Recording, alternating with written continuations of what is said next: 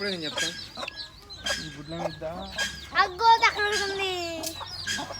అక్కడ 2 ఉన్నాయి వస్తాయిలే. ఎట్లా తెలిసింది? వాటికి కూడా తెలుస్తలేదు. 2 సేమ్ కలర్ ఉండేసరికి పిల్లలకు కూడా తెలుస్తలేదు ఇదా అదా అని. అదే పిల్లలు కూడా